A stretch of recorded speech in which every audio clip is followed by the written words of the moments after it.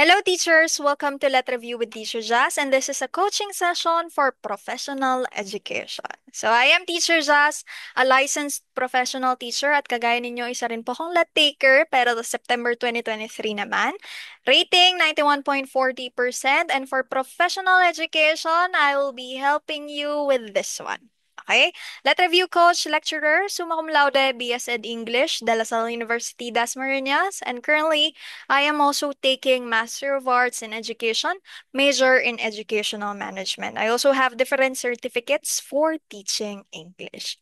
At before we start po, once again, these are the instructions for our review. Drills with rationalization. So, question muna, tapos keywords, tapos answer. Or pwede din naman na question, answer, tapos keywords. Basta, babasahin ko ng isang beses yung question, then you will have 10 seconds more to answer or to analyze the question. And I also want you to just learn and enjoy this coaching session, teachers, kasi during let review, alam kong sobrang nakaka-pressure mag-review.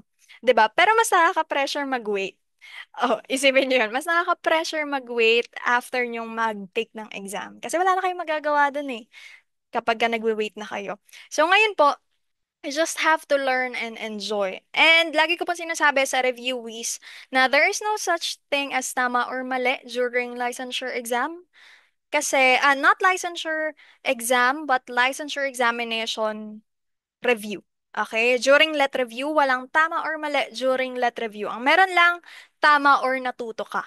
Okay? Kasi yung tama or mali, sa let po yan. Pero yung tama or natuto ka during review yan. Kasi nga, you have unlimited chances to correct your perceived mistakes during let review. So, palagi kang natututo during review. Okay? So, wag po yung kakalimutan. That's why you just have to learn and enjoy. At wag pang hihinaan ng loob kapag mababa ang sagot sa drills dahil sobrang dami pa pong drills na pwede ninyong masagutan. Okay?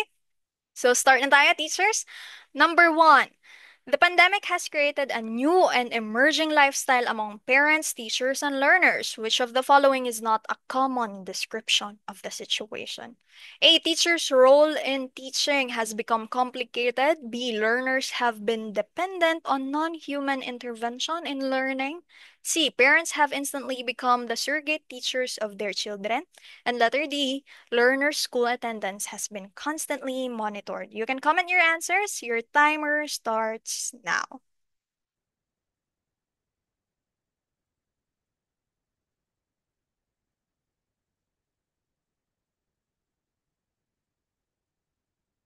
Okay po? Time's up. Ngayon, teachers, ang tanong ko sa inyo, anong keywords natin dito? We have here pandemic and also not. So which is not a common description of the situation. So ano ba ang sitwasyon natin nung pandemic? If hindi ninyo inabutan ng pandemic na online class, 'di ba? Yung distance education natin dyan. Ang itatanong ko sa inyo is kapag po ba hindi tayo, di ba bawal tayong lumabas by that time? Kaya nga nauso yung bawal lumabas ni Kim Jong. Di ba po? So ayun, bawal tayong lumabas. Ngayon, kung bawal tayong lumabas, of course, education rather, resorted to distance learning or distance education, online class. Ngayon po, lahat po ba ng estudyante by that time ay kaya maka-access ng internet or privileged enough to have data? 'Di ba? Hindi naman po. Ngayon, kung ganun ang sitwasyon natin sa Pilipinas, ano ang kailangan gawin or anong ginawa ng education, ng DepEd, ng SHED? Ano yung hindi common description of the situation? Of course, hindi tayo pwedeng maghigpit, lalo sa school attendance. Kasi unang-una, hindi naman pumapasok yung mga estudyante na yan face to face. Tama po? Ikalawa, hindi lahat may access sa internet or sa data. That's why yung school attendance po has been constantly monitored. Ito po ang hindi totoo. Teachers ha, ito po ang hindi totoo. Kasi again, during the pandemic, we have a certain degree of flexibility and consideration para sa mga estudyante natin. Lalo na doon sa mga walang access. Okay po, that's why number one, our answer is letter D. Number two, ayan, bago pala tayo mag-number two, alamin muna natin yung distance learning teachers. You can read more sa DepEd Databits Learning Delivery Modalities SY 2021-2022. Ito to, nilabas ito during pandemic talaga. 2022. Ngayon, ang distance learning, tatlo lang yan. So, ang distance learning or distance education, ito po kasi yung general terminology. Tatlo siya. Modular distance learning, yung usong-uso sa DepEd. Tapos, online distance learning, sa college naman uso to. Or meron din po sa DepEd na nag-choose ng online distance learning, yung parang naka-Zoom, naka-Google Meet, etc. Okay? And then, we also have the TV ratio-based instruction, the DepEd TV. Meron yan. Isa-isahin natin. Kapag MDL teachers, nakabasa lang ang mga estudyante sa self-learning modules. Walang teacher, pero may gumawa ng module. Tapos nandun na lahat ng lessons. Okay? Ayan. Next one naman po, kapag TV radio-based instruction, ito naman yung mga SLMs, yung mga self-learning modules na converted to video lessons na pwede nilang ma-access. Okay? Nasa TV, nila nakikita. Okay? Ayan, sa radio-based instruction. Next one, online distance learning. Kapag online distance learning teachers, ganito, ginagawa natin. This could be online distance learning. Pero nasa platform. Pwedeng, again, Gmeet, Zoom, MS Teams, etc. Okay? Tapos, meron ditong synchronous or asynchronous. Kapag synchronous, sabay, okay? Nasa video conferencing platform sila. Kapag asynchronous, nagbibigay lang online through a learning management system ng mga task or activities. Okay po? Next one. Coach, Teacher Jazz, ano bang pinagkaiba ng distance learning din or ng online learning rather, yung online learning sa blended learning? Teachers, ang pinagkaiba po ng online learning, purely online yon. Hindi ka talaga pumupunta ng school. Nandito ka lang, nakatapat ka sa laptop mo, sa device mo. Kapag blended learning, tandaan nyo, it's a blend. Okay? It's a mixture ng dalawa, combination ng dalawa, online saka face-to-face. May mga best na pumapasok ka sa school kasi nga hindi naman na ganun kahigpit yung quarantine natin na policies before. Tapos meron din namang time na nagko-conduct yung teacher mo ng online class ng synchronous and asynchronous classes. Okay? Refers to a learning delivery that combines face-to-face with any or a mix of online distance learning, modular distance learning, and TV radio-based instruction. Okay po? Next one, we also have here the homeschooling. Ngayon po, hindi po to ganun ka-popular, but homeschooling is homeschooling. Sa bahay lang. This is an alternative delivery model daw that aims to provide learners with quality basic education that is facilitated by qualified parents, guardians, or tutors who have undergone relevant training in a home-based environment. So, isang estudyante lang yan with the guidance of qualified parents, guardians, or tutors. Yan po yung homeschooling sa bahay lang. Okay? So hopefully malinaw na po. Kaya mag-start na po tayo ulit. Ayan siya, ganyan yung itsura niya. Start na tayo sa number 2 ulit. Okay? Recent studies revealed limitations of behaviorist view, but it continued to influence education. Which of this demonstrates the influence of behaviorist theories over effective learning? A. Journal writing. B. Programmed instruction. C. Blended learning. D. Problem solving or HOTS. And the HOTS. So dito po, nung nagbigay ako ng G-forms doon sa aking free group, free Let Review with Teacher, just yung name ng group niya, maraming nagkamali dito, dun sa G-forms. Maraming nagkamali. Ngayon, i-rationalize natin. Okay? So, your timer starts now.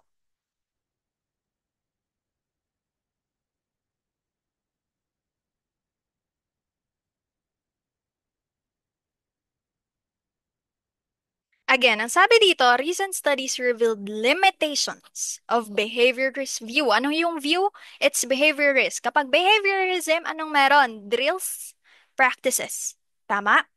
But it continued to influence education, which of this demonstrates the influence of behaviorist theories over effective learning.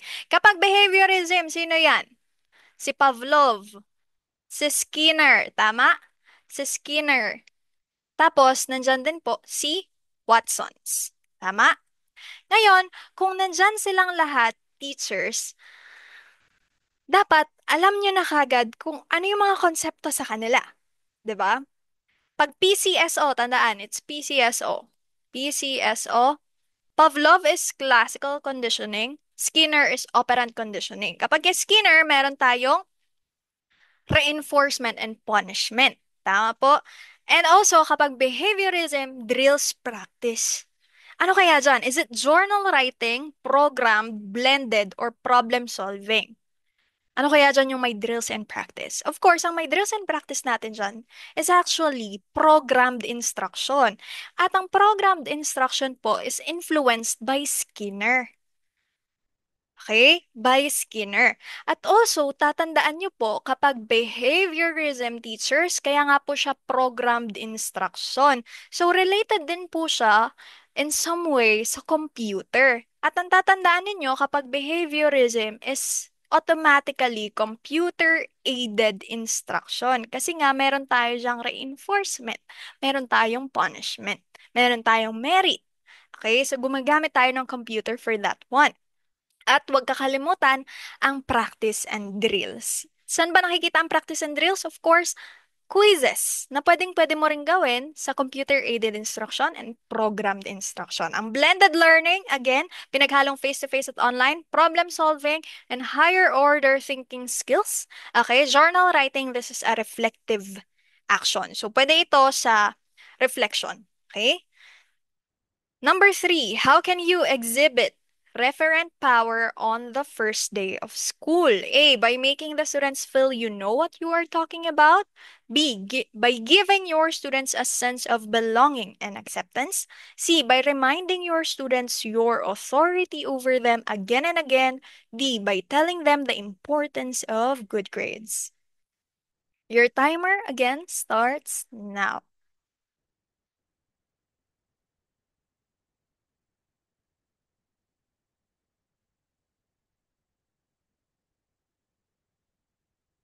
Okay, so let's see. Again, teachers, tingnan ninyo yung question. We are talking about referent power on the first day of school. Coach, teacher, hindi ko naman maintindihan yung referent power na yan. Ano ba yung mga power na yan? Okay? Meron po kasing different types ng power ang isang teacher. Akala ninyo, teacher lang, di ba? But we have different types of power that we can use and maximize. Ngayon, kapag sinabi nating referent power, ang answer natin dyan is giving your students a sense of belonging and acceptance. Kasi nga po, referent, ang meaning lang nito is about relationship. Okay? It's about relationship teachers. Referent. Tandaan ninyo, pag nalilito kayo, re. Referent. Di ba katulog siya ng, ay, katunog rather, katunog siya ng reparent. Para siyang reparent, para siyang parent. Tama? That's why reparent or referent, 'di ba? It talks about relationship. So ganun po kayo magre-review teachers kapag nalilito kayo sa konsepto, hanap kayo ng katunog niya na concept na related sa kanya. Or you can use the letters. Relationship. Refer, pwede din yan. Who can you refer to? Who can you count on to, 'di ba? It's teachers. And so again, by giving your students a sense of belonging and acceptance. Now, coach, ano ba yung different types of power na yan ng isang teacher? Meron tayong bases of power. Tandaan niyo lang, REL-CR. REL-CR. Yan po yung mnemonics natin, teachers, ha? REL-CR. Kapag reward, ito yung perception ng estudyante sa isang guro na kaya niyang magbigay ng merit, ng reinforcement. Okay? Yun lang yun. That's why it's a reward power. Next one, expert power. Ito yung perception ng mga estudyante na alam natin lahat. Although hindi lahat, but yung lahat ng tinuturo natin about sa isang subject. You have the mastery. Okay? The expertise. And lastly, you also have the competency. Competency to teach that subject. Kung may majorship ka, edi dun ka competent. Ngayon, kung isa ka namang elementary education na graduate, of course, sobrang dami mong fields na may expertise ka. At kung isa ka namang teacher na nabigyan ng ibang subject na different sa major mo, edi expert ka din dun sa subject na yan. Okay? Kasi matagal mo na siyang tinuturo. Okay po?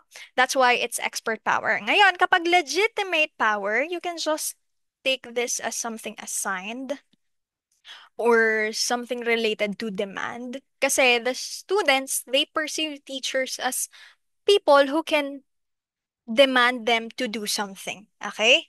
Ability of teachers to have the control of the classroom.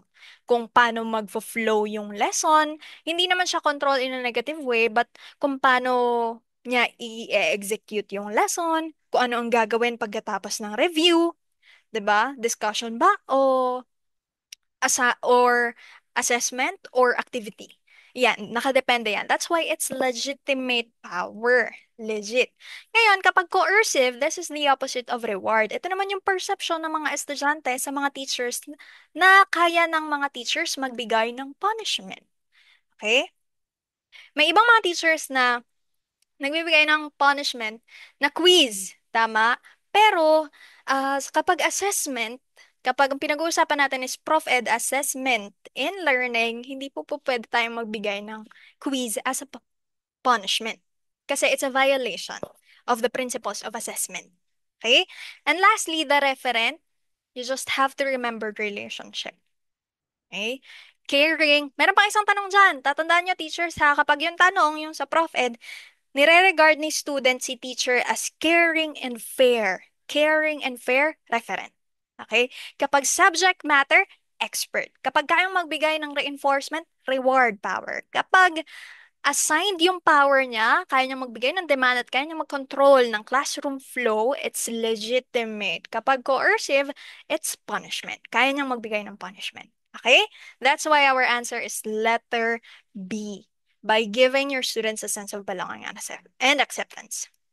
4. When you wanted to genuinely clarify a point amidst a discussion in a meeting, what should you do as a teacher? A. Discuss with the seatmate to get support. B. Just keep quiet to avoid opposition. C. Politely request for a recognition to clarify your point. D. Discredit the other position. Your timer starts now.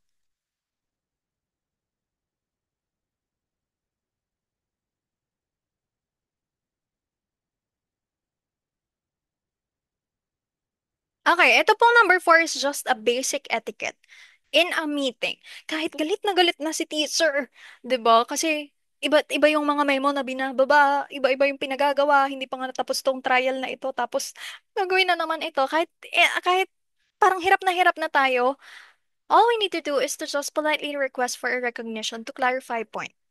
Okay? It's letter C. It's just basic etiquette. Okay po?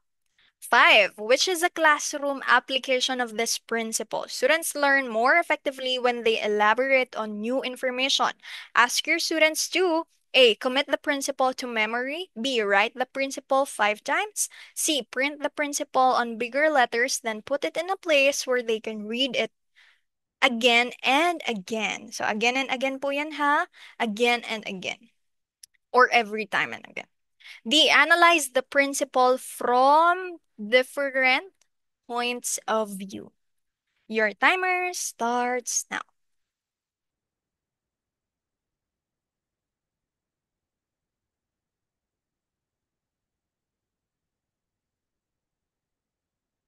So ano yung tanong natin dito, teachers? Classroom application daw o application. Meaning, kapag application, meron dyang practice. Hanap ka which among the practices yung nagsushoot or suitable dito sa prinsipyo na ito, sa principle na ito. Students learn more effectively when they elaborate on new information. Teachers, ang tanong ko sa inyo, kapag po ba tinanong kayo, meron kayo na-explain, and then ang sabi ng pinag-e-explainan nyo, please elaborate on that one. Do you discuss it further? Yes. How do you discuss it? Do you give more details or do you stick to the same discussion na general? No, right? You give the same details, or not the same details, but more details. You give more details. Now, if you are giving more details, teachers, you are analyzing. Tama? Kapag kasi details yan, ang details ay nagko-correspond po sa analysis. And so, hanap ka ng may analysis application dito or yung may analysis procedure. It's letter letter D, teachers. You have to analyze the principle from different points of view. Kasi yung different points of view, ito po yung details niyan. And also, the act of analyzing corresponds to the act of elaborating. That's why, so number five, our answer is letter D. Six, which is a classroom application of the theory on operant conditioning? A. Create a classroom atmosphere that elicits relaxation. B. Help students see the connectedness of facts, concepts, and principles. C. Reinforce a good behavior to increase the likelihood that the learner will repeat the response. D. Make students learn by operating manipulatives. 10 seconds. Go.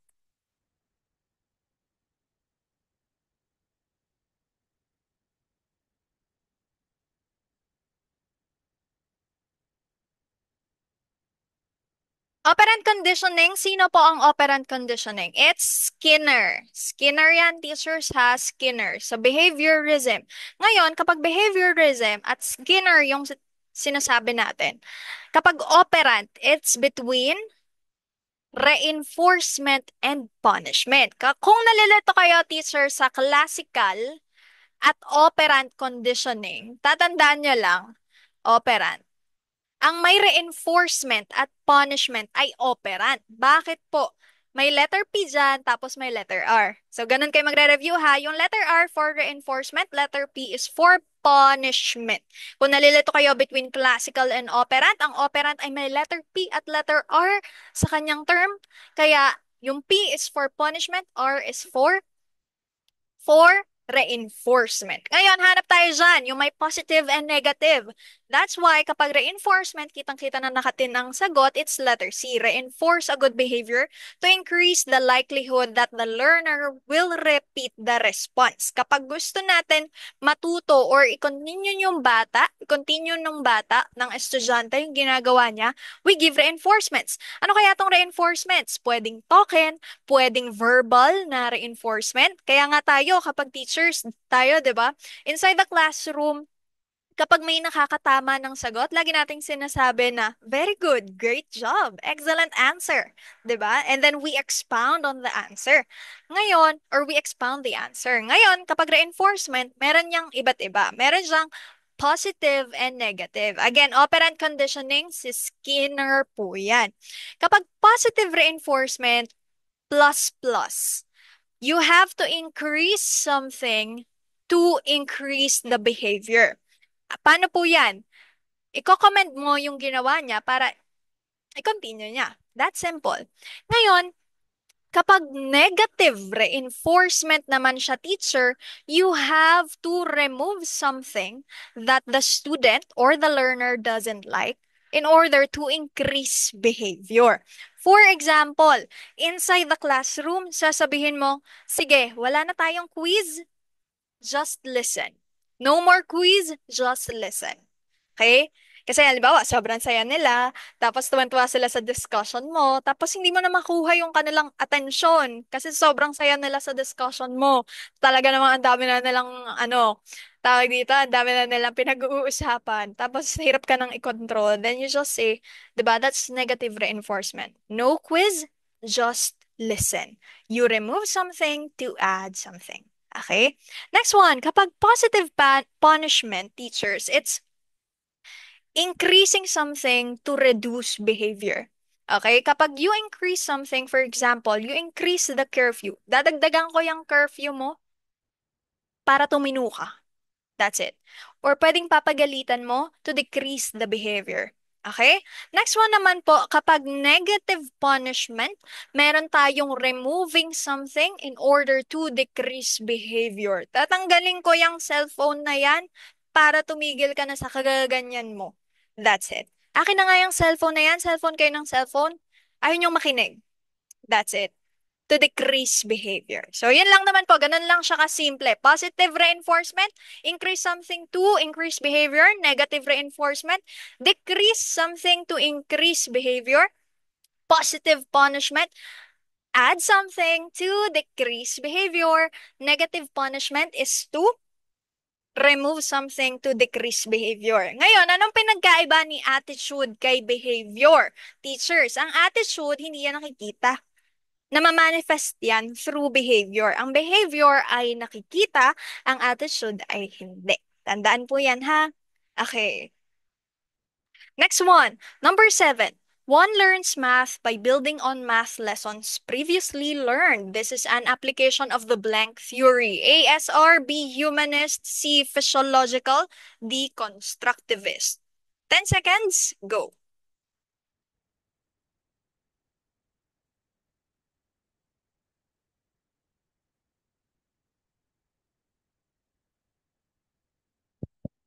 Ang sabi dito, one learns math by building on math lessons previously learned. Meron na siyang previous knowledge or schema, tapos dinadagdagan niya lang. Kasi nga po, building on. 'Di ba? Dagdag, dagdag, dagdag. Ito yung schema mo, dagdag, dagdag, dagdag. That's it. You're building on math lessons or math concepts. Ngayon, ano daw po kayang applications? If you are building on, therefore, you are stacking. 'Di ba? Nagsastack ka dyan. And so, kapag ganyan yung movement mo, then you are constructing something. You are constructing something. Ano yung kino-construct mo, teacher, or ng estudyante natin? Ano yung kino-construct? It's the math lessons or the knowledge on math. Kasi nga, again, you're building on. That's why our answer is letter D, constructivist. Kapag SR yan, ito yung stimulus response kung tawagin. This is popular sa classical conditioning. Kapag humanist teacher, tandaan lang po, it's whole approach, whole child approach, or holistic in nature. Okay? And then kapag physiological, ito yung mga physiological needs natin. Kung alam niyo yung Maslow's hierarchy of needs, yung physiological, yung pinaka-basic needs. Okay? Ito talaga yun. And then constructivism, tatandaan, it aims to construct knowledge kasi you are building on. And the other term for building on is constructing, constructivism. Okay? Next question tayo, teachers. To develop reasoning and speaking ability, which should I use? A, role-playing, B, debate, C, storytelling, D, experiment. 10 seconds.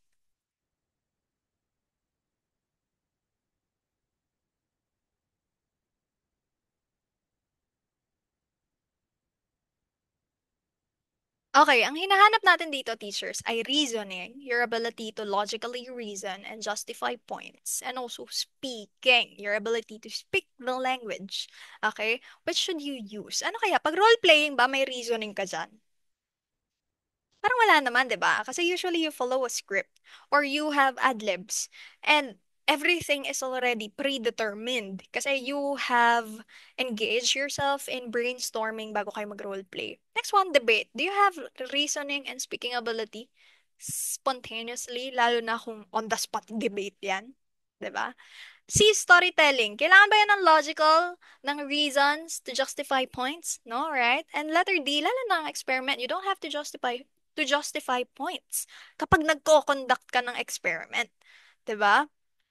And so, the best answer here is debate. It's debate. Reasoning and speaking ability. At tandaan nyo lang, teachers, by the way, this is the one mentioned to us by Dr. Roy Salva, yung amin pong professor, Bill Mines. Kay Multiple Intelligences po yan ni Howard Gardner.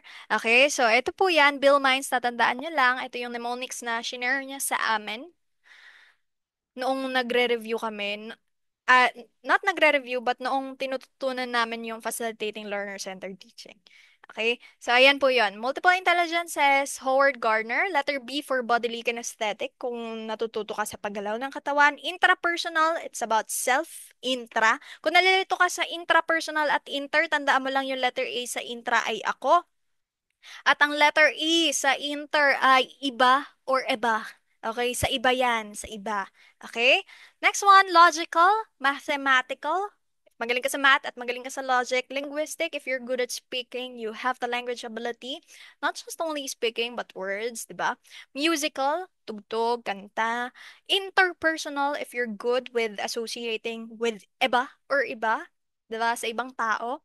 Next one, naturalist, nature. Existentialist, about existence, freedom, choice, and spatial or the visual spatial. If you're good at arts, then you have this visual spatial intelligence. Huwag na kayong gumalaw-galaw dyan kapag nagsasaulo kayo ng multiple intelligences. Kasi baka mamaya masalit, nagalaw-galaw ka pa dyan. Ano na lang, Bill Minds na lang. Tandaan nyo, Bill Minds. Okay po, o next question tayo, teachers ha. This one. Let's have this one. Number nine, studies in the areas of neurosciences disclose that the human brain has limitless capacity. What does this imply? A. Some pupils are admittedly not capable of learning. B. Every child is a potential genius. C. Every pupil has his own native ability and his learning is limited to this native ability. D. Pupils can possibly reach a point where they have learned everything. 10 seconds, go.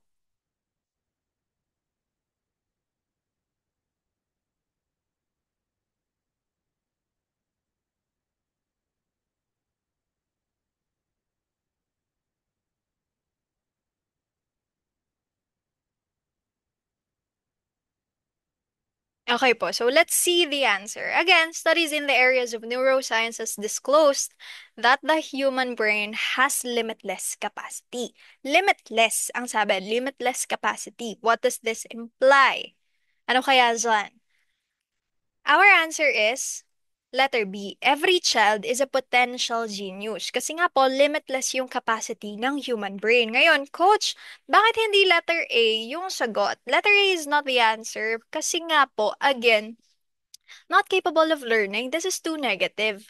And you will not choose an answer or an option sa professional education if it is too negative unless the question is asking for a negative answer. Tandaan yan, unless the question is asking for a negative answer, that is going to be the time, or you will not, rather, you will not choose a negative answer. Pero kung hinihingi ng question negative, then you give the negative answer. Letter C, every pupil has his own native ability and his learning is limited to this native ability.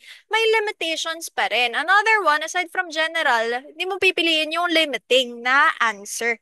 Okay, unless specific yung hinihingi. Pero dito kasi sa letter C, it's very limited. It's very negative at the same time. Kasi native ability only. 'Di ba?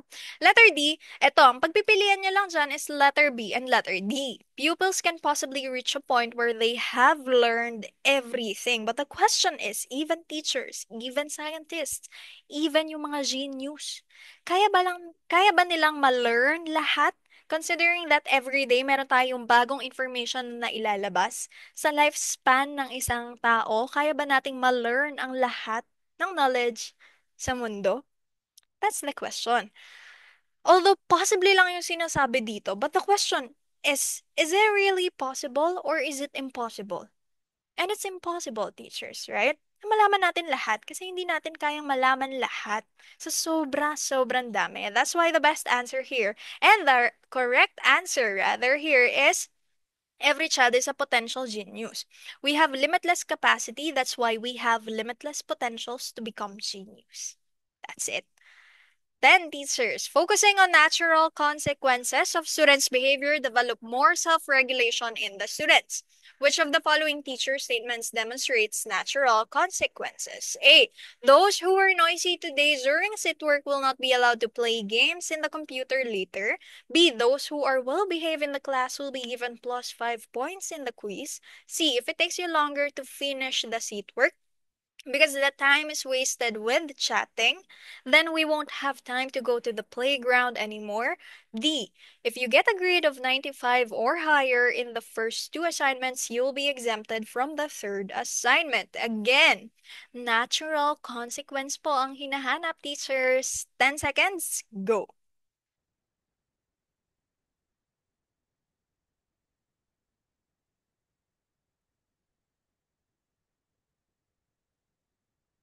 Dahil natural consequence ang hinahanap, teacher. So, number 10, hindi ka na dapat malito pa dyan. Kasi natural consequence na mangyayari, naturally occurring. Walang intervention ng outside factors or external factors. Even teachers, hindi nila dapat wala silang intervention dyan. And so again, kung hindi mo alam yung natural consequence, tingnan mo na lang, perform ka na lang ng add one out dyan. Tingnan mo kung ano yung pinaka naiiba. Ano ba dyan yung walang teacher intervention? Kasi yung letter A, may teacher intervention. Tama? We're noisy today. During sit work, will not be allowed to play games on the computer later. That's teacher intervention. Letter B, magbibigay daw si teacher ng 5 points kung well-behaved. Tama? May teacher intervention. Letter C, may teacher intervention po ba? Hindi na makakapunta sa playground ang mga estudyante kung hindi nila ma-finish yung sit work kasi nga nagdadaldalan sila. Letter D, kapag 95 or higher in the first two assignments, may exemption. Sinong magbibigay niyan? Si teacher pa rin. Okay? That's why the answer here is letter C. Hahanap ka lang ng walang external intervention kasi nga ang consequence na natural consequence is naturally occurring again without outside interventions. Okay? That's number 10. Number 11, teachers who developed the cyclic model of curriculum development. A. Tyler, B. Dewey, C. Taba, D. Willer. Your timer starts.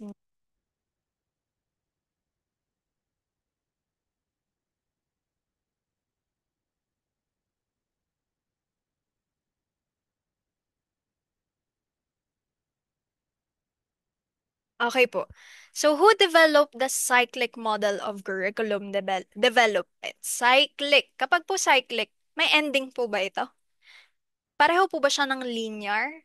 Circle? Circle po ito ha. So, meaning, pabilog siya. It's a cycle. That's why it's cyclic. Ngayon, ang tatandaan niyo lang dyan, kapag cyclic model, it's Wheeler. O, para mabilis niyong tandaan, wheel. Gulong, gulong. Tama? And it's bilog. And it's cyclic. So, it's a cycle. Ngayon, tingnan natin. Si Tyler, si Dewey, saka si Taba. Ngayon, kapag kay Tyler, ito lang naman yung mga models niyan. Kay Tyler, linear lang yan din. Tapos ito talaga siya yung nagbigay ng unang comprehensive na discussion on curriculum process and curriculum development. You first need to state objectives, then select learning experiences, organize learning experiences, and evaluation. Okay? So, wag yan kakalimutan. That's Tyler. Pagpababa or palin. Tapos objectives, experiences, select ka muna, organize mo yon, tapos i-evaluate mo na. Okay? Next one, kapag kay Wheeler, ito yung tinatawag nating cyclic model of curriculum. You start with objectives, almost the same with Tyler, pero babalik pa rin. Next one, selection of learning experiences, selection of content, organization and integration of experiences, evaluation. So after mong i-evaluate lahat, babalik ka sa goals and objectives. Titingnan mo kung nag-match ba siya doon or titingnan mo kung meron kang something that is needed to be improved, especially when it comes to objectives. Then the cycle continues. Okay po? Next one kay Taba. Kay Hilda Taba naman, tatandaan nyo lang sa kanya, siya yung nagpauso ng grassroots approach. Coach, ano po yung grassroots approach? Ito yung bottom-up approach. O, tandaan, kapag may na-meet na question, grassroots approach, it's bottom-up approach. Mula sa ibaba pataas. Kasi nga, it's grassroots. Okay? Next one, nagsisimula siya sa diagnosis of needs kasi, again, this is the grassroots for her. Dito talaga dapat naka-anchor yung instruction natin sa needs ng mga estudyante natin. And then, formulate tayo ng objectives, select tayo content, organize tayo ng content, select tayo ng learning experiences, organize tayo ng learning experiences, tapos saka natin siya i-evaluate. Basta, ang key concept ni Taba ay diagnosis of needs. Tatandaan, ano ang key concepts ni Hilda Taba? Yung letter D, gamitin nyo dito. It's diagnosis of needs. Wait lang, nawala yung aking pen. Ayun, doon pala siya nagsusulat. Ayun, Hilda Taba, letter D, diagnosis of needs. Tandaan po yan ha. Diagnosis of needs. Kapag Dewey naman, kilala siya at popular siya sa learning by doing. Tama? Number 12 tayo, teachers. Let's go. Number 12. The greatest happiness lies in the contemplative use of the mind, said Plato. Therefore, let us give more opportunities for our students to do blank. A. Introspection. B. Role-playing. C. Social interaction. D. Cooperative learning. Your timer starts now.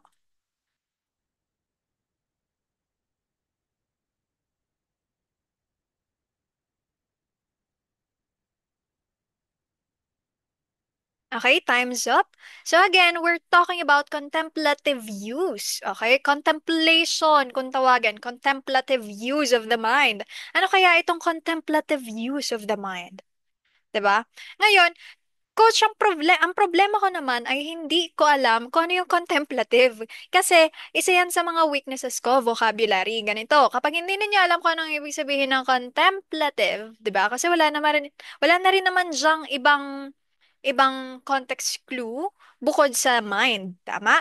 Ngayon, kung tunay talagang hindi niya ma-figure out yung ibig sabihin ng contemplative and also yung relationship niya sa mind, then just look at the choices and try to see kung ano yung naiiba. Ang role-playing, may social interaction. Tama? Ang social interaction, pwedeng may role-playing, may cooperative learning. Tama? Tama. Ang cooperative learning may social interaction. Tama? Ang sabi dito, contemplative use of the mind. Ngayon, according sa ating context clue, may paggamit ng isip. Although ginagamit mo naman yung isip mo sa role-playing, social interaction, and cooperative learning, the main focus of these three ay yung interaction mo with others. Okay, with others. Ngayon, ang sabi dito sa question, contemplative use of the mind, so it only pertains to individual use of the mind. And so, yung pinaka naiiba dito is letter A. At ito yung sinasabi nating contemplation kung tawagin of the mind. Yung contemplative, yung nag-iisip kang maigi, ginagamit mo talaga yung isip mo. And so, our answer is introspection. Ngayon, teachers, ang tanong ko sa inyo, anong pinagkaiba ni introspection kay retrospection? Have you ever heard of these two terms?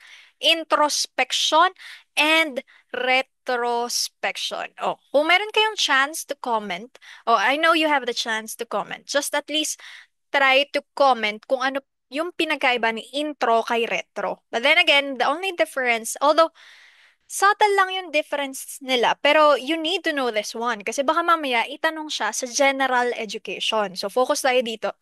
Nakakalito sila kasi overlapping yung kanilang meaning, but the only difference is that introspection, tandaan, intro, in. Focus siya sa inward regardless of timeline. Meaning, kung past, present, future yan, you're looking at yourself, in yung inner self mo. Introspection. As opposed to retro, alam niyo yung mga retro 90, yung retro, di ba, retro, mga retroactive jealousy kung tawagin daw kapag ka mayroon kang relasyon tapos nagsiselos ka sa ex nung karelasyon mo. Yan yung mga tawag doon, di ba? But then again, kapag retro, it only means past. And so you have to reflect dun sa past self mo. Okay, yun yung iniisip mo, yung past. Kaya nga tayo may retros 90s, tama? Ito yung genre before. And so again, the difference is that introspection, pareho silang naglulook sa nangyari, sa inward, okay? Sa inner self. But then again, sa introspection, regardless of the time, kapag retrospection, retro, sa past. Okay? So, hopefully, nagla-learn po ha. Comment learning if you're learning. O, paki-comment ang learning if you're learning.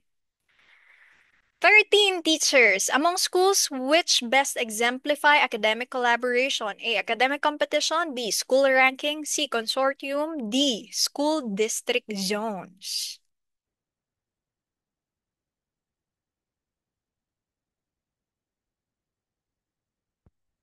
3, 2, 1. Okay. Ngayon, academic collaboration teachers. Hanap ka lang dyan nung merong possible na may collaboration na nangyayari. Sa academic competition ba may collaboration? Sa school ranking ba meron? Sa consortium meron? Sa school district zones meron? Ang meron lang po dyan is sa consortium. Kasi ang academic competition, although yes, pwede tayong mag-by group competition na ang focus natin is academics, but then again, the focus of this one is usually individual. Okay, that's why this is not the best answer. Meaning, ito, best daw, best exemplify. Ngayon, ang answer natin is consortium. Ano ba tong consortium? Ito yung schools come together. Okay? Come together. Schools are coming together for for an academic endeavor.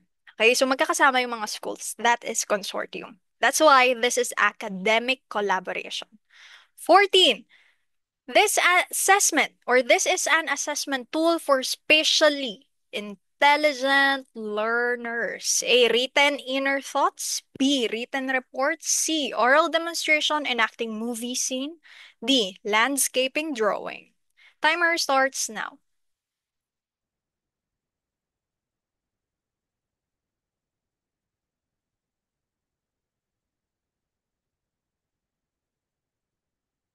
Okay, so let's see. Number 14, assessment tool for spatially intelligent learners. Tandaan, Bill Minds ulit ha. Yung Bill Minds na multiple intelligences. Kapag spatially, visual, spatial, you're good at drawing, illustrations, arts, etc. Visuals, okay? That's why our answer is letter D, landscaping drawing. 15. Mr. Cruz wants to test students' knowledge of the different places in the Philippines, their capital, and their products. So he gave his students an essay test. If you were the teacher, will you do the same? A. Yes, essay test is the best in measuring any type of knowledge. B. Yes, essay test could measure more than what other tests could measure. C. No, such method of assessment is inappropriate because essay is difficult. D. No, the giving of an objective test is more appropriate than the use of essay. 10 seconds, go.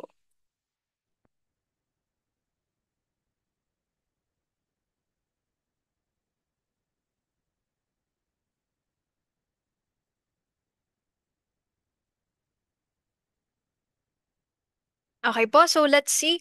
Again, ang tinatanong dito, ang gusto daw i-test na Mr. Cruz ay yung students' knowledge of the different places in the Philippines. So meron tayong places, capital, and their products. So he gave his students an essay test.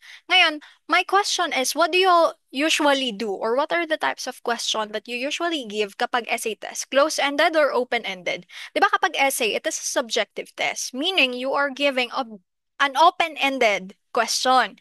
So meaning, yung answers na ina-expect mo ay not based on the capital, products, and places ng Pilipinas, but it talks about something that would survey the opinions of the students, not something that is very fact-based. Ang gusto kasing tawag dito, ang gustong i-test ni Mr. Cruz ay yung factual. Tama? Yung something that would kindle recall the remembering phase or stage ng Bloom's taxonomy.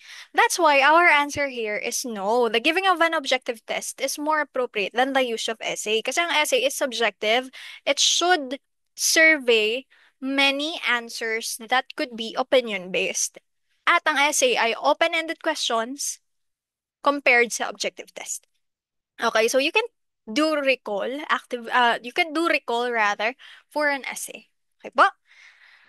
16 teachers. From the models of the curriculum process, what did the TABA model choose as the beginning of the curriculum process? A. Diagnosing learners' needs. B. Formulating a design. C. Organizing curriculum experiences. Or D. Defining the school agenda. So, natakal natin to kanina. 10 seconds, go.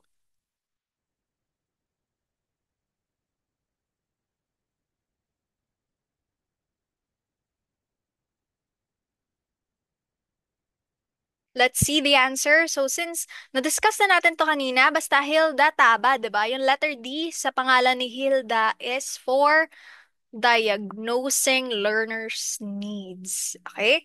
17. What is the primary and fundamental question in examining a curriculum? A. How can these educational experiences be effectively organized? B. What educational purposes should the school seek to attain? C. How can we determine whether these purposes are attained or not?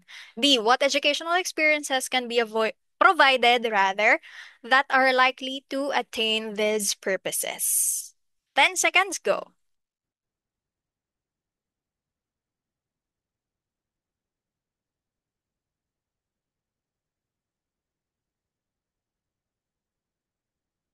Okay. So again, primary and fundamental question. Primary, ano daw yung unang-una na need mo i-consider? At kapag fundamental, it talks about basic. Vocabulary tayo ha. Primary is going to be the first and also the fundamental means basic. Okay, the first and the basic question in examining a curriculum. Of course, ano ba yung kailangan mong unahin? Experiences ba? Purposes? These purposes are attained or not, or can be provided that are likely to attain these purposes. Anong eduk experiences? So our answer is educational purposes muna. Kasi ang educational purposes, kasama na dito yung goals mo and objectives. Kasi this should be the guiding factor or the driving factor, force rather, of your curriculum. Without the objectives and the goals, your curriculum will not be Alam niyo yun, straight sa kanyang direksyon. Okay? That's why it is the first and the basic question that we need to consider in examining a curriculum. Number 18, blank refers to quantitative changes in an individual as he progresses in chronological age. A, development; B, growth; C, proximodistal; D, cephalocaudal. Magkakamukha sila ng mga terms at maraming nalilito dyan, so i-clarify natin siya. 10 seconds, go.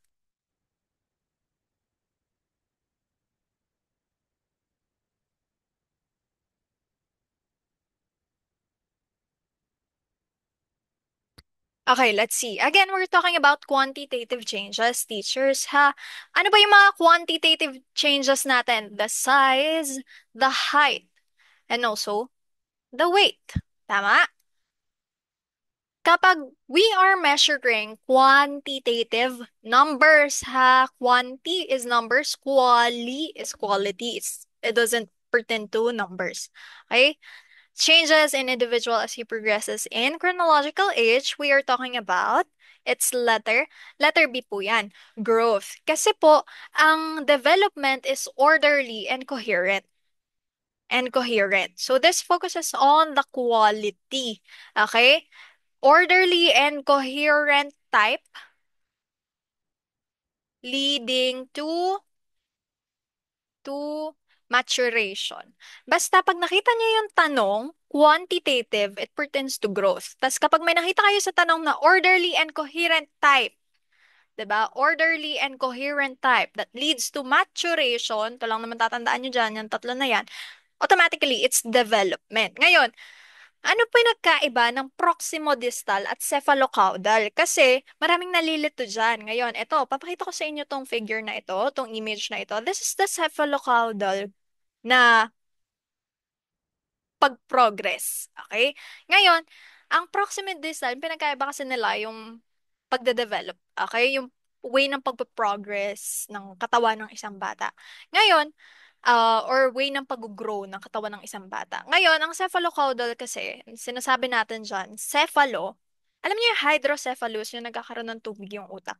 So, it starts with the cephalo. Okay? Meaning, it starts with the head, downwards. Pag nalilito kayo sa cephalocaudal at proximodistal, ang tatandaan nyo lang, pag cephalocaudal, di ba? Cephalo. Kung hindi kayo familiar sa hydrocephalus or cephalo, tandaan nyo lang, alo, katunog siya ng ulo. Cephalo, o, di ba? Caudal. Ulo. Basta tandaan nyo, meaning starting with the head down to the toes. Okay? Next one, kapag proximodistal teachers, palabas. Yung letter P, gawin nyo yung palabas. Okay? Palabas, meaning palabas. Outwards. Ngayon, magsisimula muna ang development sa arms. 'Di ba? Arms bago yung kanyang fingers. Kasi nga, palabas siya. Unlike sa cephalo, ulo, pababa. Ito naman, center, outwards. Okay? Palabas. Huwag malilito, teachers, ha? Cephalo, ulo, pababa. Proximodistal, palabas. Okay? Arms muna bago yung fingers. Binti muna bago yung toes, bago niya maigalaw. Okay po? Next question, number 19. Other than finding out how well the course competencies were met, Teacher Miguel also wants to know his students' performance when compared with other students in the country. What is Teacher Miguel interested to do? A. Norm reference evaluation. B. Formative evaluation. C. Criterion reference evaluation. D. Authentic evaluation. 10 seconds, go.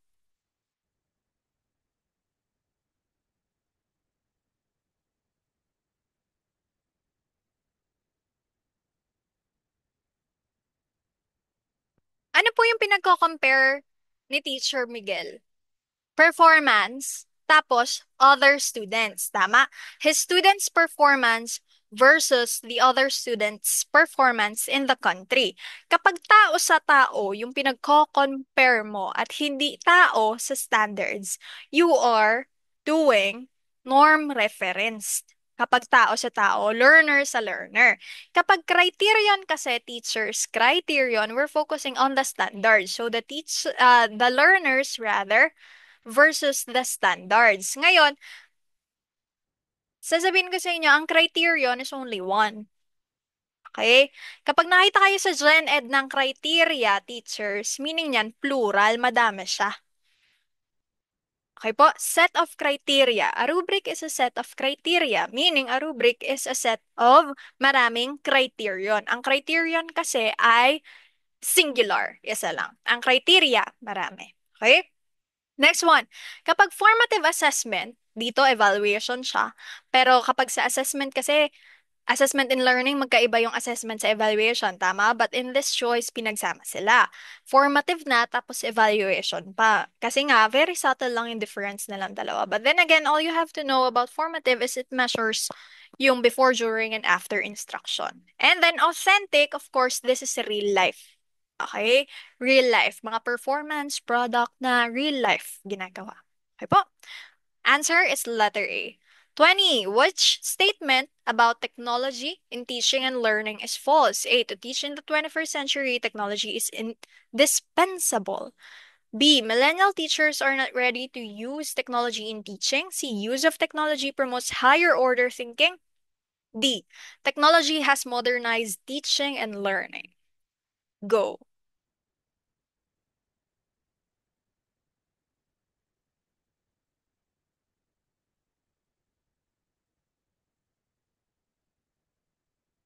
Ano daw po ang hindi totoo? False daw ang sabi dito.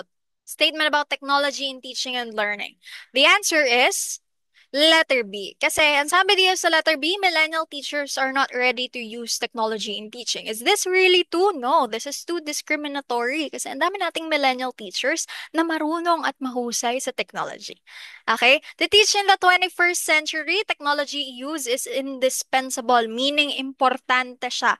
Tama, kasi this is 21st century. And what are the 21st century skills? Yung four C's natin, it's communication,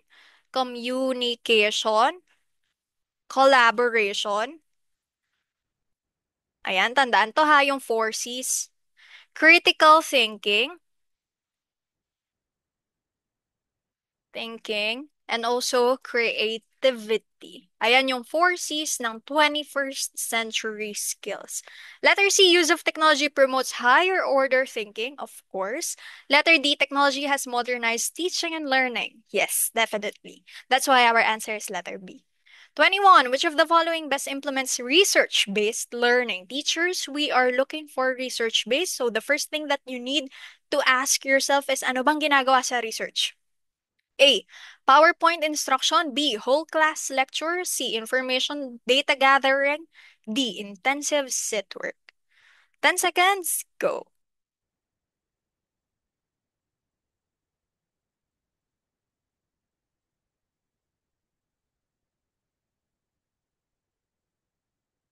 Answer natin, teachers, dito ay, again, research-based learning.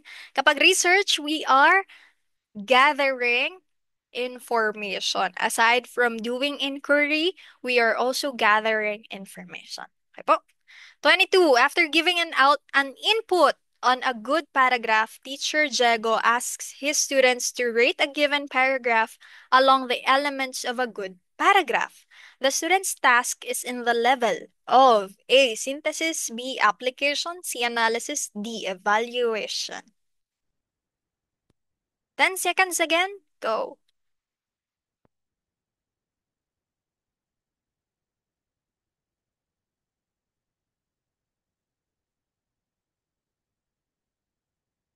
Ang sabi dito, teacher, si Teacher Diego, inask niya yung students niya na magbigay ng rate sa given paragraph, along with the elements of a good paragraph, to rate a given paragraph. Okay? So kahit medyo magulo yan, yung construction ng question na iyan, di ba? We have here the key concept or the keyword, rate. Kasi during licensure exam, may mga questions talaga na mapapatanong kayo na, tama ba yung pagkakakonstruct or mali ako ng intindi? Mayroon namang mga na nagkakadagulo-gulo, may possibility magkaroon ng typographical or grammatical error. Okay? Ngayon, ang kailangan nyo doon, hindi ko po yun iaalis sa inyo, teachers, kasi ang kailangan nyo ma-develop doon is your keen sense of analysis. Okay? And also, your keen eye in order to observe kung ano ba talaga dapat yung key concept.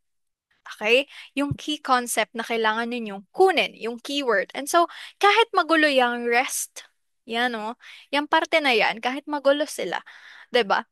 You just focus on rate. And what type of thinking, what level of thinking do you need in order to rate something? Ngayon, before ka magbigay ng rate mo, ng review mo, 'di ba? You have sets of or you have pieces of evidence. Before ka mag-judge, kasi pag nag-rate ka, ang prerequisite niyan is, of course, judgment. Tama? Ang prerequisite ng rating is judgment. Bibigay ka ng rating di hahatulan mo. 'Di ba? Bibigay ka ng judgment. And so again, the answer here is evaluation. Kasi nga you are rating and the prerequisite of rating is evaluation. Ngayon, ito po yan, yung Bloom's taxonomy natin. Ito yung kay Bloom, tapos ito yung kay Krathwohl and Anderson. Ito yung revised version. Ang pinagkaiba lang nila, huwag kayong masyadong malilito, the same lang yan. Only that the 1956 version gives us noun. Tapos ang pinaka nasa taas niyan is yung evaluation, tapos synthesis yung ikalawa. Okay? Next one, yung sa 2001 naman, sabi nila, no. Mas mahalaga dapat yung creation before ka mag-evaluate. That's why ginawa nilang mas active yung form ng thinking, ng cognitive ability to remember, understand, apply, analyze, evaluate, and create. So nauna si create yung pinakamataas, tapos si evaluate yung sumunod sa kanya. This is the revised version. Ngayon, teachers, parte na ng buhay natin ang Bloom's taxonomy. Pero taxonomy tayo ng taxonomy, di ba? It's Bloom's taxonomy. But what does taxonomy means? Ang taxonomy kasi makikita mo lang yan sa science. Pero sa education, meron tayong Bloom's taxonomy. Ang ibig niyan sabihin is systems of classification. Again, it's a system of classification. So you can use it kahit saan, basta may system of classification. That's why it is called Bloom's taxonomy. Okay? O, paki-comment ulit ang learning if you are learning. Learning! Very good. Next, 23. Which of the following is a reason for the continuous appraisal of the existing curriculum in all levels? A. Changing needs and condition of the society. B. New national policies in the government. C. Political trust of the country. D. Economic status of the people. 10 seconds, go.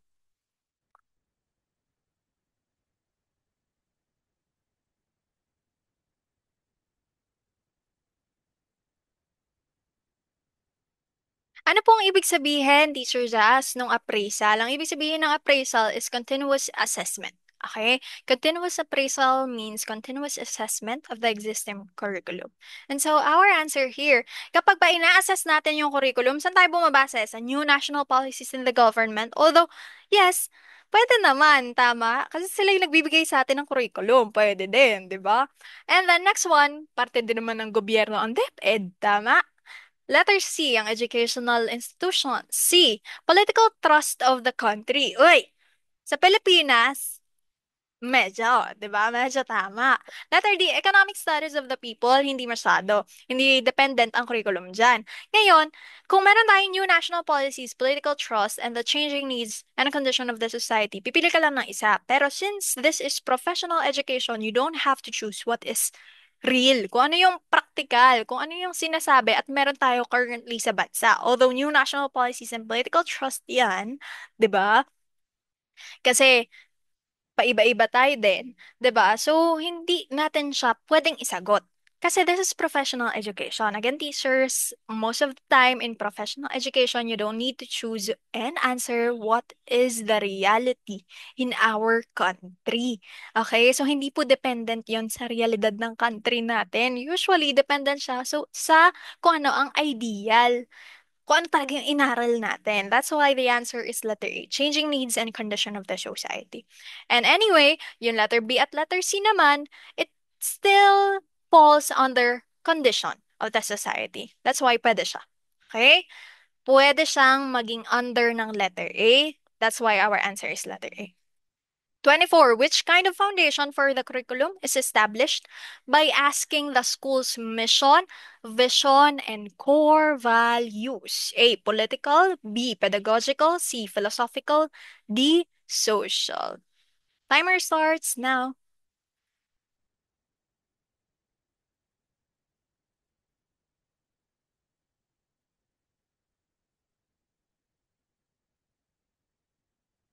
Okay? Again, ano daw po ang foundation ng curriculum? Meron kasi tayong foundations of curriculum, kung ano yung basis niya. Mission, vision, and core values. Of course, it is C, philosophical. Basta mission, vision, core values, philosophical. Ano ba tong political? Again, the political trends. Okay? Anything that has hierarchy and power, it's political. Okay? Pedagogical, it talks about instruction. Letter D, social, society. Ang philosophical natin, teacher, sa Prof. Ed, may another question pa yan. It focuses on being the window. Okay? Or it is what we call the window of our life. The window, the perspective. Kasi ang philosophy, kaya nga po during teaching internship or during field study, pinagagawa tayo sa isang learning episode ng ano yung philosophy mo as a teacher or as a pre-service teacher. Kasi you have to build that in order for you to have your own window sa buhay mo, bintana, or perspective. Kasi po, ang philosophy, it functions like an eyeglass. This is how you see the world. That is philosophy. And philosophy from one school to another differs. You have to remember that. Okay? At before tayong magbigay ng isang curriculum, ang curriculum, although may isang recommended curriculum na ibinibigay sa atin, schools can still customize it according to their philosophy. Okay? Basta wag lang matatanggal yung mga kailangan talaga na competencies. Okay? You can still customize it. 25. The following are priorities of a learner-centered design in curriculum development, except A. Learner experiences, B. Self-development, C. Subject matter mastery, D. Learner needs and interest. O teachers, pag kayo nagkamali pa dito. 'Di ba? Again, we're talking about learner-centered design. Go.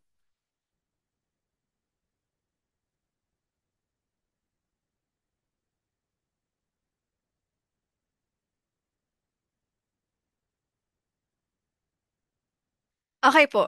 Learner-centered design. Kahit hindi ninyo alam kung tungkol saan yung learner design ng curriculum, learner-centered design, you will already know the answer. Kasi ang hindi kasama dito is subject matter mastery. Ano nga ba yung curriculum designs natin? Meron kasi tayong curriculum models, tapos meron din tayong designs. Ngayon, meron tayong tatlo. Okay po?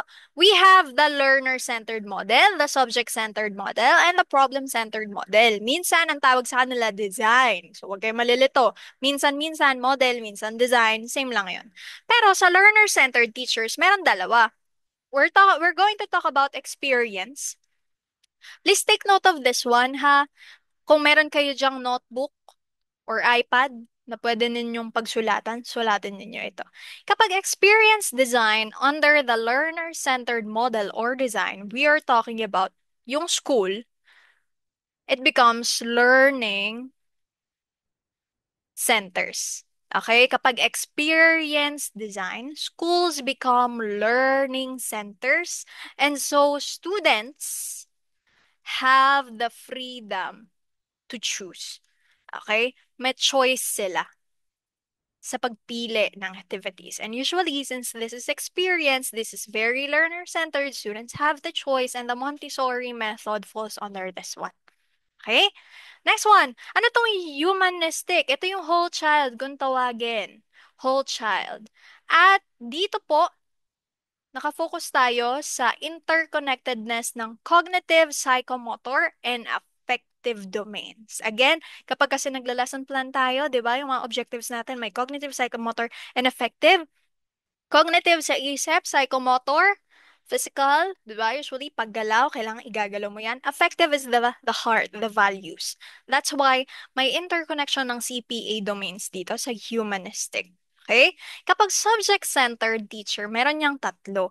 The subject, tapos, next one is the core design. Okay? So, wag niyo pong kakalimutan yan. Ay, sorry, not core design, but this one. Ang core ay sa problem-centered. Discipline. Academic discipline. So, ito po yun. It's academic discipline. And lastly, we also have the integrated. I-highlight natin. One, two, three, humanistic experience. Sa subject, yung sa subject design, tandaan nyo lang, one subject lang yan. Okay? One subject. Kapag academic discipline, maraming subject under one discipline. For example, social science, SOCSI. Tama? At kasama na dyan si history, geography, economics, etc. And then sa integrated, tandaan nyo lang po, nandito si interdisciplinary, tapos si multidisciplinary or multidisciplinary. And also we have here the core theme. Ano po tong core theme na ito, teachers? Or yung core? Ang themes po ay meron sa core design. Okay, so again, ang subject-centered, kapag subject, isa lang yung tinutukoy na subject. If math, math lang yan. Pag academic discipline, soksay, yung discipline mo, tapos history, 'di ba? Geography, economics. Ayan. And then, marami kang subjects inside that. Tapos, ang integrated, meron kang interdisciplinary, multidisciplinary, and also you have the core design, which is yung mga subjects mo is clustered by themes. Now, let's have the last one. Ang problem-centered design, meron tayong tinatawag na life situation and also the core problem. Ngayon, kapag life situation yung design mo, ito yung mga immediate na problems na hindi mo naman, baga, pinerceive, okay, or hindi siya nag-exist ng matagal sa isang realidad sa buhay ng tao. For example, pandemic. Biglaan yan. 'Di ba? And so, that is life situation. Kapag core naman, teachers, the common needs ng tao.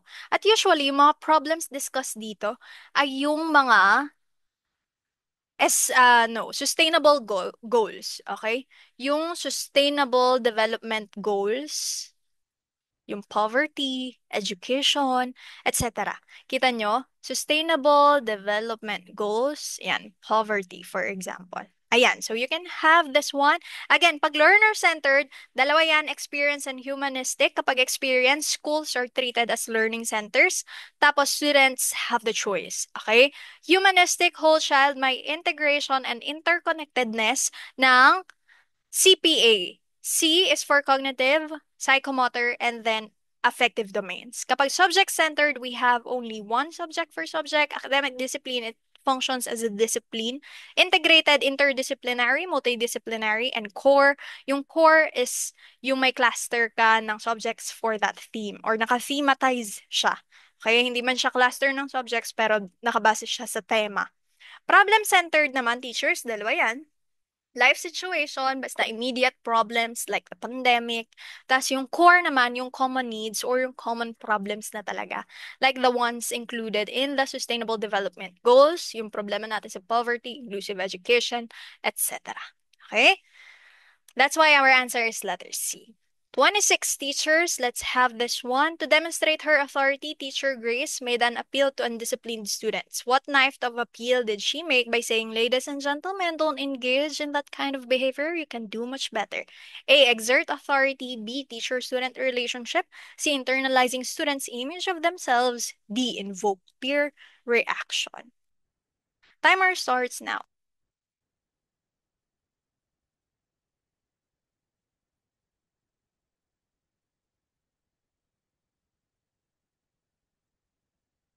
Okay po. So again, ano daw po yung appeal na ginawa ni Teacher Grace after niyang sabihin, ladies and gentlemen, don't engage in that kind of behavior. You can do much better. If the teacher is asking you to do much better, or if your teacher is appealing to your thinking, 'di ba? To your self-knowledge na, ano ba? You can do much better. Kaya mo gumawa ng ng much better na action rather than what you're currently doing. And so again, the appeal is she exerting authority? Hindi naman. 'Di ba? Kasi nag-a-appeal siya sa sarili ng mga estudyante. Teacher-student relationship, no? Internalizing students' image of themselves. You can do much better. So, mas patatasin niya yung image ng sarili ng mga estudyante. Invoking or invoke peer reaction. Letter D is no. Okay? The answer is letter C, internalizing students of image of themselves. Kasi after niyang sabihin to, Mapapaisip na yung mga estudyante. Mapapa-internalize na sila. Next question tayo, teachers. 27. Ayan, ayaw niyang mapindot. Ayan, 27. When outcomes, methods, and assessment are integrated, this pertains to what aspect of curriculum? A. Sequence. B. Differentiation. C. Balance. D. Alignment. 10 seconds. Go.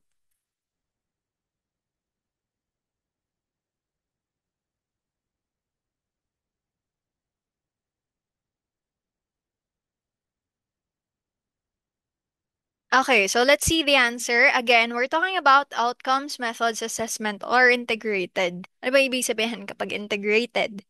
'Di ba? Kapag po ba integrated, ibig sabihin niyan, logical yung sequence niya, chronological yung sequence. Kapag po ba integrated, ang ibig niyan sabihin, iba-iba. Kapag po ba integrated, ang ibig niyan sabihin, balance. Or kapag integrated, ibig sabihin, almost the same sila. Pero, although magkakaiba sila, pero may certain path sila na same na tinatahak. Okay? That's why our answer for this one is letter D. Kasi outcomes, methods, assessment should be constructively aligned or integrated. So, dapat magkaka or dapat related sila sa isa't isa. Okay po? Ngayon, takil lang natin saglit yung the basic principle sa curriculum. Or minsan, basics siya. Okay? Ayan. Minsan may S, minsan wala. Okay? Pero again, we're talking about letter B is for balance. Kapag balance, tatandaan nyo lang teacher, it's fair. Okay? Next one is articulation. Tandaan nyo lang po dito, teachers, ay yung may mga prerequisites. So, dapat na-take mo na yung isang subject bago mo tumatik ulit yung isa pa. Okay? Bago mo i-take yung isa pa. So, articulation, clearly articulated siya. Next one is the sequence. Again, kapag logical yung pagkakasunod-sunod niya. Next is the integration. Kapag integration, teachers, the same thing. It's connectedness. Okay? It's connectedness. Dito po kasi wala tayong masyadong alignment dito when it comes to the aspects. Dito sa basic principle. Okay? Walang kasamang alignment dyan. Pero, kung may integration dyan at basic principle talaga yung tinatanong, then you answer integration. Pero, since walang integration, alignment yung available, constructive alignment, then you answer constructive alignment. Okay? So, dinidiscuss lang natin yung basic or the basics na principle ng curriculum. Next one is yung integration again, interconnectedness, you know this already, the connection. Next is the continuity. Kapag continuity, teachers, tandaan nyo lang po, it only means repetition. Ngayon, yung sa repetition nila, minsan lumalalim. Or kapag ni-repeat mo yung isang bagay, dapat mas malalim naman. Although the same sila, pero you're going to give some depth. Okay? Some lalim. Next one, yung kapag nilagay natin tong huli na letter S, it's scope, yung sakop. Okay? Scope means scope. It's sakop. Okay? So this is the basic or the basics principle ng curriculum. Pero since wala sa choices ang integration, you answer alignment kasi ito rin naman still it pertains to alignment. And even differentiation, wala din po siya sa basics. Okay? 28. His famous motto was learning by head, hand, and heart, emphasizing the symmetrical development of a child. A. Si Roju ba yan? B. Si Bloom ba yan? C. Si Froebel ba yan? Or letter D. Si Pestalozzi. Okay? Yung Rosu, minsan Rosso. Okay? Pero talagang may mga taong bumabasa ng Rosu as in Rosu, pero Rosso. Okay? Ayan. 10 seconds, go.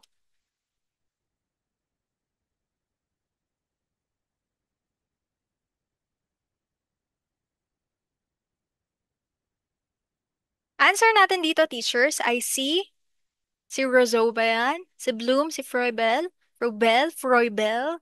Yan, iba-iba kasi yung basa ng teachers natin dyan. And then Pestalozzi. Answer here is pestalozzi. Teachers, basta ganito, learning by head, hand, and heart, it's pestalozzi. Ngayon, swerte ka kung alam mo kung sino si Rojo, si Bloom, at si Frobel. Kasi madali mo matasagutan to. Kasi feeling mo naman sa kanilang tatlo, wala namang ganito yung ibig nilang sabihin eh. Pero kapag si pestalozzi kasi, it means learning by head, hand, and heart. Ngayon, paano pag hindi mo sila talaga kilala? Kaya ipapakilala ko sila sa inyo. Ngayon, si Rojo, tandaan nyo lang yung naturalism. Siya yon. Sa naturalism theory, sa education, it's him. Ang ibig lang niyang sabihin, ang pag-develop ng isang bata ay natural. Okay, may natural sequence yan. At makikita niyo yung depiction niya ng naturalism dun sa kanyang book na Emil. Okay? Ayan po siya. Kay Bloom naman, of course, you know this one, the Bloom's taxonomy. You know this one already. Next one is si Froebel, taxonomy. Froebel or Froebel, kung ano man doon, Froebel, 'di ba? Ngayon, sa kanya, yung kindergarten. Basta automatic kindergarten, sa kanya yan. At si Pestalozzi, ito sa kanya. Learning by head, hand, and heart. Okay po? 29, let's go. When concepts are repeated with depth, for effective learning, the criterion being considered is A, continuity, B, significance, C, learnability, D, validity. 10 seconds, go.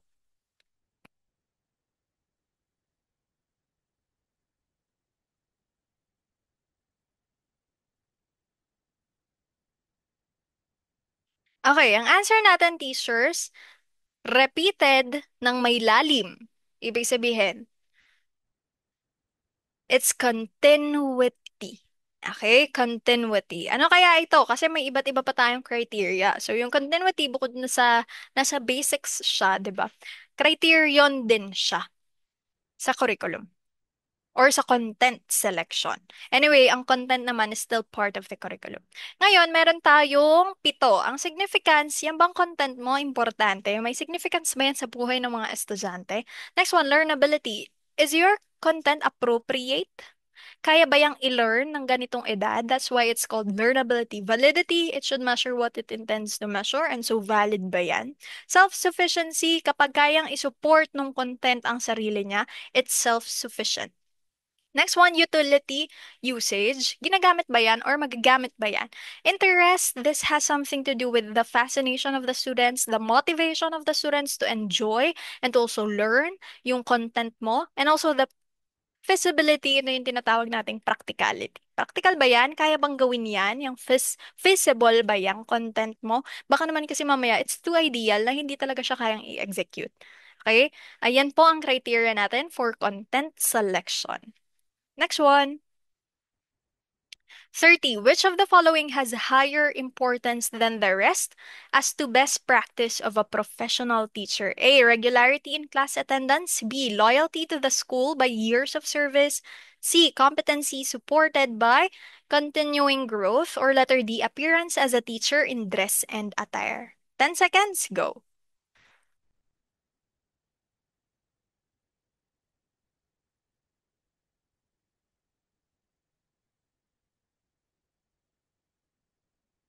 Again, ang tanong natin, higher importance than the rest.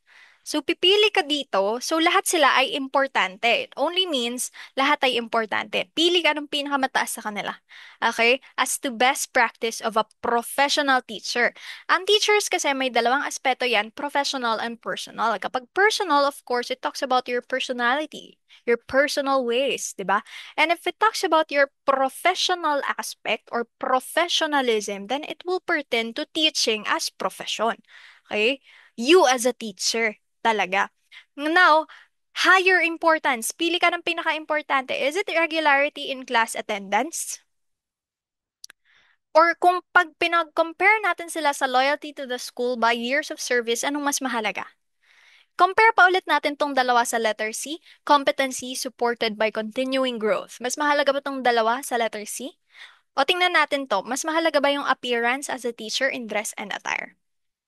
Course, ang pinakamahalaga dito, obviously, is letter C. Competency supported by continuing growth. Continuing growth, regardless if it is professional or personal, still, yung letter C, makukuha niya na yung letter A, B, at D. That's why the answer is letter C. Oh, so, ayan, teachers, nakatapos na tayo ng 30 questions na may coaching.